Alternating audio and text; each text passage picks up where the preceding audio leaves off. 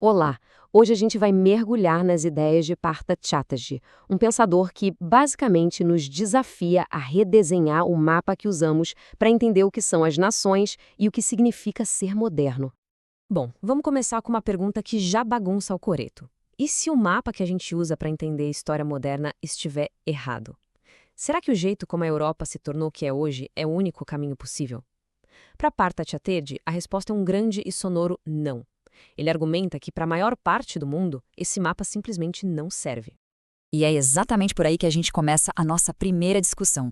A ideia de que esse mapa, o modelo europeu, simplesmente não bate com a realidade de boa parte do planeta. Ok, vamos entender isso direito. O modelo clássico do Ocidente funciona mais ou menos assim. Primeiro, um povo desenvolve uma identidade, uma cultura, uma língua em comum. Isso é a nação. Só depois é que essa nação se organiza e cria um Estado para se governar. É uma historinha linear que vai de dentro para fora.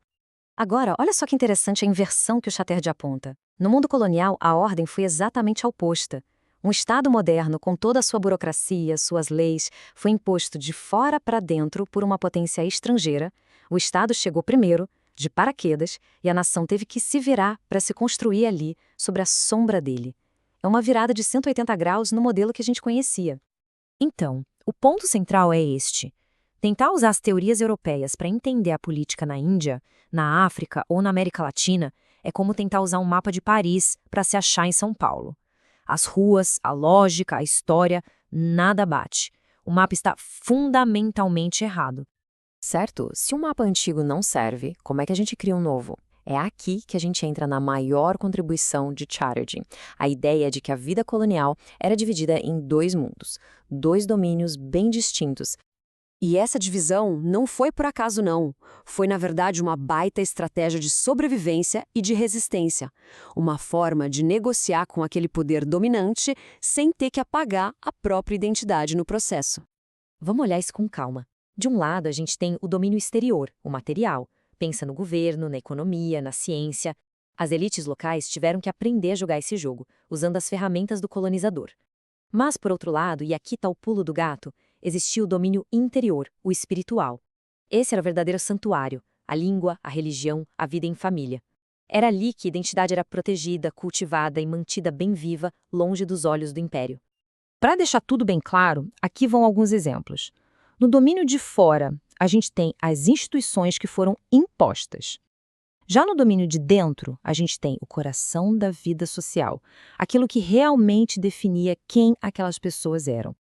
Agora vamos ver como essa história continua, porque esse domínio interior não era só um esconderijo passivo. Muito pelo contrário, ele se tornou o verdadeiro motor da resistência anticolonial. A luta mais profunda pela liberdade não aconteceu só nos campos de batalha ou nos gabinetes do governo. Ela aconteceu na cultura.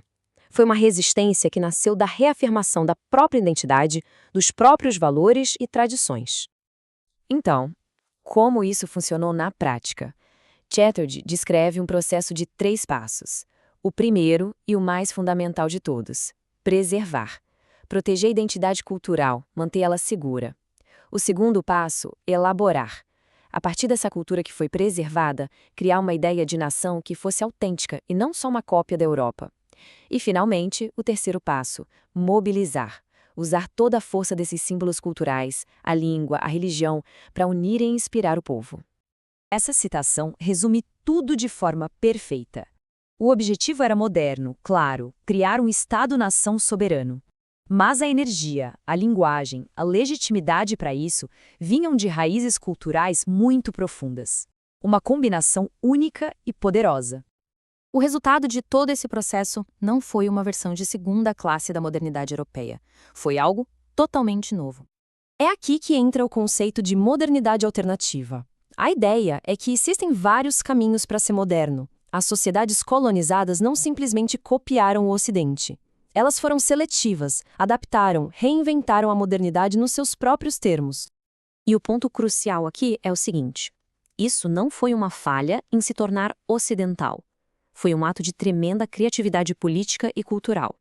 Foi uma invenção histórica única, forjada nas condições mais difíceis de dominação. Certo. Vamos fechar com a pergunta que realmente interessa. Por que esse novo mapa do Chatterjee ainda é tão relevante hoje, em um mundo onde os debates sobre identidade nacional e descolonização estão pegando fogo? Esse quadro ajuda a gente a localizar o Chatard no mapa das ideias. A gente vê que ele está conversando com pensadores críticos como Fanon e Said, e com o pessoal dos estudos subalternos, que queria reescrever a história pela perspectiva de quem foi oprimido. Ao mesmo tempo, ele bate de frente com as teorias universalistas, seja o liberalismo ou o marxismo ortodoxo, que tentam vender a história da Europa como o único caminho possível. No fim das contas, a grande lição é esta. Não existe a modernidade como se fosse uma coisa só. Existem modernidades no plural, cada uma moldada pela sua própria história, sua cultura e suas lutas. O mapa do mundo não tem um único centro, e reconhecer isso é absolutamente crucial para entender a política global de hoje. E a gente encerra com essa provocação.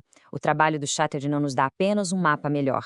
Ele nos desafia a perguntar por que, em primeiro lugar, a gente achava que precisava de um único mapa universal. Ele nos convida a ver o mundo a partir de múltiplas perspectivas, reconhecendo que cada uma delas tem o seu próprio valor,